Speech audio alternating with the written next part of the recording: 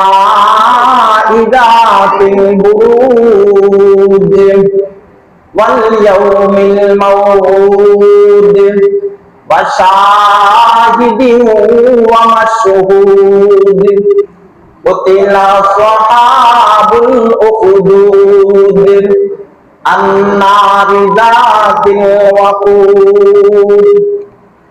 তাফসীরের কিতাবের মধ্যে একটা ঘটনা উল্লেখ করেছেন। এই সূরার মধ্যে বিখ্যাত দুইটি ঘটনা রয়েছে। এর মধ্যে একটা ঘটনা হচ্ছে আব্দুল্লাহ ইবনে তামের, আরেকটা ঘটনা হচ্ছে তাফসীরের কিতাবের মধ্যে সেই ঘটনাটি উল্লেখ করেছেন একজন মহিলার ঘটনা। আন-নারি যাতিল ওয়াকুদের মধ্যে সেই ঘটনাটি উল্লেখ করেছেন। সেই মহিলার নাম হচ্ছে মাশিতা। এই মাশিতা মহিলাকে তৎকালীন জমানার প্রধান ফেরাউন, এই ফেরাউন তার মেয়ের জন্য নিযুক্ত করে দিয়েছে। এই মহিলা তার মেয়ে চুলকে পরিপাটি করে দেয়। আর তার স্বামী, তাফসীরের কিতাবের মধ্যে আছে সেই স্বামীর নাম হচ্ছে হিজকিল।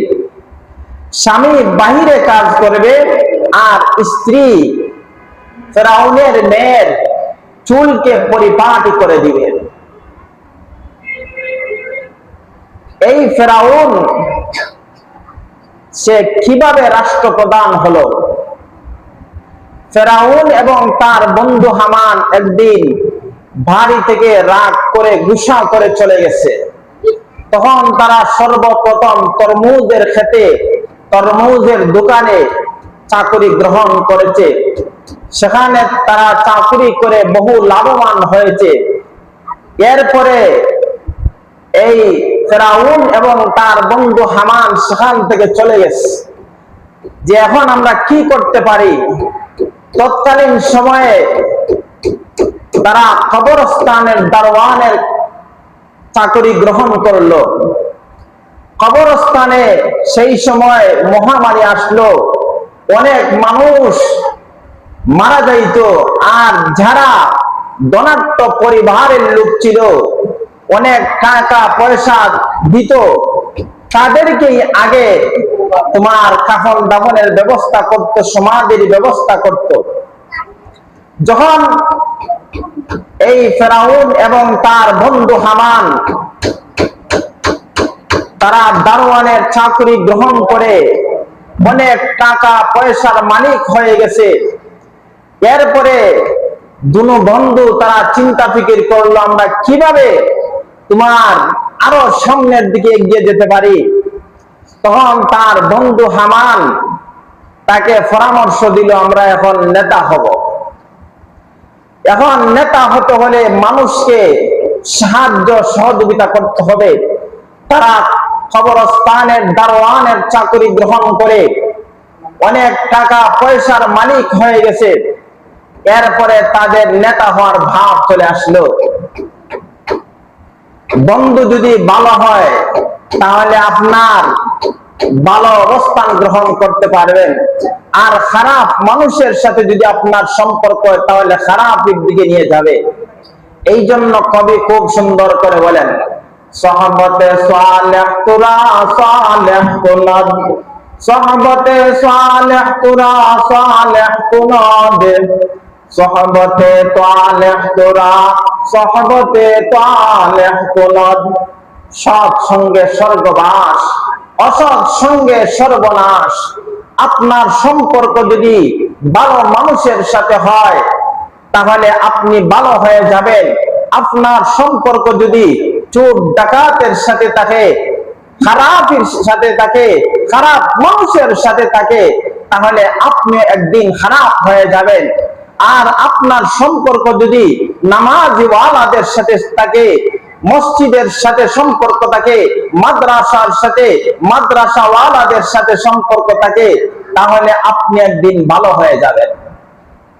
এখন এই ফেরাউন, হামানের বন্ধু ফেরাউন মানুষকে টাকা পয়সা সাহায্য সহযোগিতা করে, নেতা হবে। এরপরে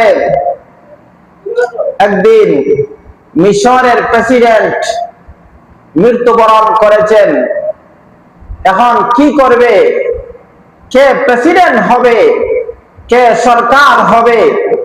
তখন মানুষের মধ্যে একটা সুর উঠে গেছে যে অমুক ফেরাউন দান খয়রাত করে মানুষকে সাহায্য সহযোগিতা করে, তাহলে সে প্রেসিডেন্ট ছাড়া আর কে হতে পারে?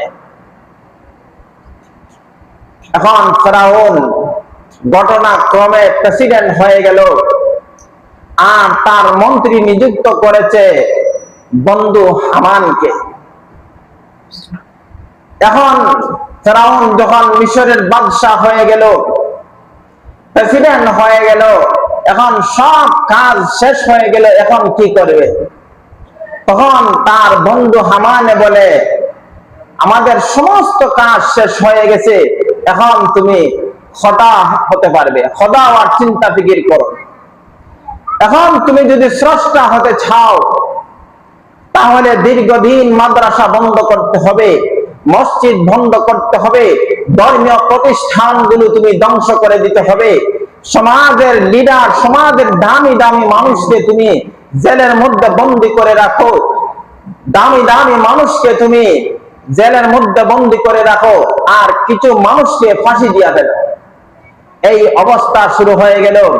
দীর্ঘদিন প্রতিষ্ঠানগুলো বন্ধ রেখে দিয়েছে, কিছু মানুষকে জেলে বন্দী রেখে করেছে, এরপরে কিছু মানুষকে ফাঁসির কাস্টে ঝুলে তোমার রেখেছে। এরপরে মানুষ দিন থেকে অন্ধ, মানুষ মূর্খতার সাগরে ভেসে উঠছে। তখন একদিন সবাইকে একত্রিত করে বলল, আমি কি তোমাদের রব না? আনা রাব্বুকুমুল আলা, আমি কি তোমাদের রব নই? আমি কি তোমাদের সৃষ্টিকর্তা না? আমি কি তোমাদের লালন পালন করি না? আমি কি তোমাদেরকে সাহায্য সহযোগিতা করি না? কিন্তু এই হিজকিল তার স্ত্রী মাশতা, যেই মহিলা একজন আল্লাহওয়ালা ছিল, যেই মহিলা একজন ইমানদার ছিল, তোমার ইসলামকে ধ্বংস করার জন্য, আল্লাহওয়ালা মানুষকে দুনিয়া থেকে চিরবিদায় করে দেওয়ার জন্য অনেক চেষ্টা প্রচেষ্টা করেছে, কিন্তু এরপরেও কাজ হয় না। তখন এই মহিলা মাশতা একদিন ফেরাউনের স্ত্রী, ফেরাউনের মেয়ে, তার চুলকে পরিপাটি করতেছে, হঠাৎ করে হাত থেকে চিরুনি পড়ে গেছে। চিরুনি পড়ে যাওয়ার পরে বলতেছে বিসমিল্লাহি তাআলা, আল্লাহর নাম নিয়া চিরুনি উত্তোলন করেছে। তখন ফেরাউনের মেয়ে বলতেছে, ও মাশতা মহিলা, তুমি কার কথা বলে চিরুনিকে উত্তোলন করেছ?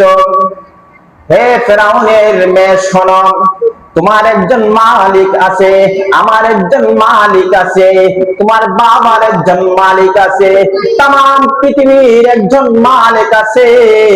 সেই মালিকের নাম হলো আল্লাহ। আমি সেই আল্লাহর নাম বলে আমি চিরুনি উত্তোলন করেছি। এখন এই ফেরাউন আল্লাহর নাম দুনিয়া থেকে মিটানোর জন্য অনেক মানুষকে সে দুনিয়া থেকে চিরবিদায় করে দিয়েছে। এর ফলেও আল্লাহর নাম সে পৃথিবীর মানচিত্র থেকে উঠাইতে পারে নাই, মিশর থেকে উঠাইতে পারে নাই, বরং তার ঘরের মধ্যে আল্লাহ বলনেওয়ালা লোক রয়েছে, মাশতা। তখন এই মাশতা বলতেছে সবার মালিক একমাত্র আল্লাহ।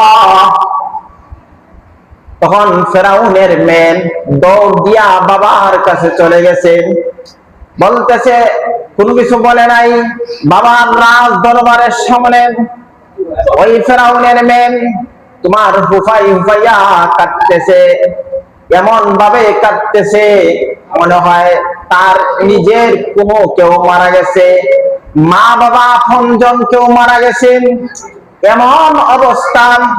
কিন্তু না, বাবা বারবার বলেন, ও আমার কলিজার টুকরা মেয়ে, কি হয়েছে একটু বলো। কিন্তু কোনো কিছু বলে না। রাজ দরবারের সামনে দাঁড়ায়া মেয়ে কাঁদে।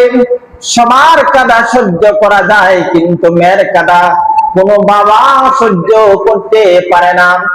বাবা রাজ দরবারের ছাদ থেকে দৌড়ে আসছেন আর বলছেন, হে আমার কলিজার টুকরা মেয়ে, বলো তোমাকে কে কি বলেছে? বাবা থাকতে তোমার কোনো চিন্তা নাই, কোনো কিছু বলে না। মেয়ে শুধু কাঁদতে আছে, আরো কাঁদার ভাব ভঙ্গি বাড়াইতেছে। এরপরে বলতেছে, ও আমার আব্বা শোনো, যার জন্য আপনি সব কিছুগুলো করলেন, কিন্তু এই আমাদের ঘরে যে মহিলা মা সেটা রয়েছে, সে আবার আরেক আল্লাহর কথা বলে, সেটা কেমনে? ফেরাউন মনে মনে বলেন, আমি খোদা হওয়ার জন্য অনেক চেষ্টা করলাম, অনেক মানুষকে মেরে ফেললাম, মানুষকে জেলের মধ্যে বন্দী করে ফেললাম, অনেক মানুষকে আমি মূর্খ বানালাম, এরপরেও কেমনে এই মহিলাটা আমার ঘরে রয়ে গেল, আমি চিন্তা করে পাইলাম। তখন ফেরাউন বলতেছে, হে মহিলা মা সেটা শোনো,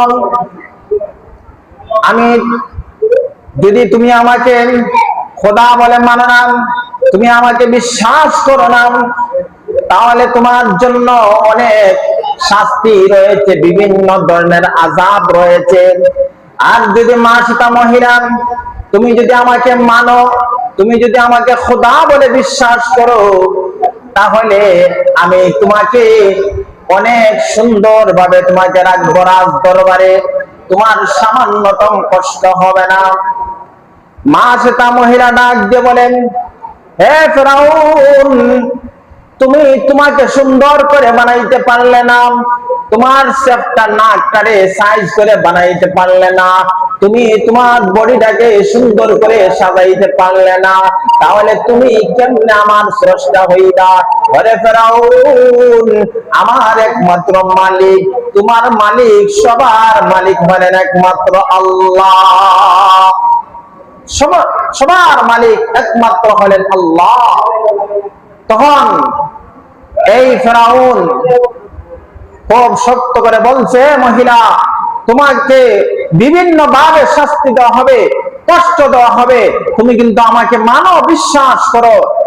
কিন্তু মা সীতা কোন রকম মানতে রাজি হয় না, বরং সব কিছুগুলো মুসলমান দিতে রাজি, কিন্তু ইমাম দিতে রাজি নয়। মুসলমানের কাছে ইমাম সবচেয়ে বড় দামি দৌলত, বরং সব কিছুগুলো কিনা যায়, ক্রয় করা যায়, সোনা রূপা ক্রয় করা যায়, হীরা মণি মুক্তা জৌহর সব কিছুগুলো কিনা যায়, কিন্তু মুসলমানের ভিতরে যেই ইমানের দৌলত রয়েছে, আল্লাহ প্রদত্ত নিয়ামত, সেটাকে কখনো কিনা যায় না। মুসলমানি বান্দা, আল্লাহর গোলাম। ফেরাউন বারবার মা সীতাকে বলতেছেন, ভয় দেখাচ্ছেন, কিন্তু কোনো কাজ হয় না। এরপরে বলতেছেন, হে মহিলা শোনো, তোমার দুইটা সন্তান রয়েছে, এই সন্তানগুলোকে জবাই করে দেওয়া হবে, এই সন্তানগুলো দুনিয়া থেকে শেষ করে দেওয়া হবে। শুধু তাই না, বরং তোমাকে পর্যন্ত দুনিয়া থেকে চিরবিদায় করে দেওয়া হবে। এরপরেও তুমি আমাকে মানো, তুমি আমাকে বিশ্বাস করো। কিন্তু মা সীতা সব সময় বলিষ্ঠ কণ্ঠে জবাব দেয়, ও ফেরাউন, তুমি যতই বলো না কেন, যাই করো না কেন, যত কিছুগুলো করো না কেন, এরপরে আমি ইমান ছাড়তে রাজি না, সব দিতে রাজি। তখন জল্লাদ বাহিনী এই মা সীতার 6 বছরের একটা সন্তান কে জবাই করছে, প্রজ্বলিত তেলের মধ্যে নিক্ষেপ করেছে। এই ছোট 6 বছরের বাচ্চা বলতেছে, মা আপনি সবর করুন, ইসবিরি, আপনি সবর করুন, ধৈর্য করুন, মা আপনি হকের উপরে আছেন, আমি আমার আল্লাহর কাছে চলে যাচ্ছি, আমি আল্লাহর তৈরি জান্নাতের মধ্যে চলে যাচ্ছি। এরপরে জল্লাদ বাহিনী বারবার বলতেছে, কিন্তু মা শ্বেতা কোনোভাবেই পিছপা হন নাই, সব কিছুগুলো দিতে রাজি, কিন্তু ঈমান ছাড়তে রাজি নয়। ছোট বাচ্চা অপরিচিত লোককে কারো খুলে যায় না, তো জল্লাদ তো নিশা জিনিস পান করে অনেক নাপাক খেয়ে এরপরে তার কার্যক্রম করে। তখন জল্লাদ এই ছোট খুনের বাচ্চাকে আল্লাহু আকবার তোমার জবাই করেছে, প্রজ্বলিত তেলের মধ্যে নিক্ষেপ করেছে। এই ছোট বাচ্চা মুস্কি হাসি দিয়ে বলতেছে, ও আমার আম্মা, আমি আমার বোনের সাথে আল্লাহর তৈরি ফুল বাগানে জান্নাতে চলে যাইতেছি, আপনি ধৈর্য ধরুন, আপনি সবর করুন, মা আপনার সাথে জান্নাতে দেখা হবে। আমার বড় বোন যেই পথে চলে গেছে আমিও সেই পথে চলে যাব। এরপরে মাকে বলতেছে, ও মা শ্বেতা মহিলা, শোনো, তোমার চোখের সামনে তোমার দুইটা সন্তানকে জবাই করলাম, প্রজ্বলিত তেলের মধ্যে নিক্ষেপ করলাম, তোমার হাড্ডি থেকে গোশত আলাদা হয়ে গেছে, খন্ড বিখন্ড হয়ে গেছে। ও মহিলা, এখন তোমার পালা, এখন বলো তুমি আমাকে মানবে কি মানবে না? আর যদি মানো না, তাহলে তোমার সন্তান যেই পথে চলে গেছে তুমিও সেই পথে চলে যাবে।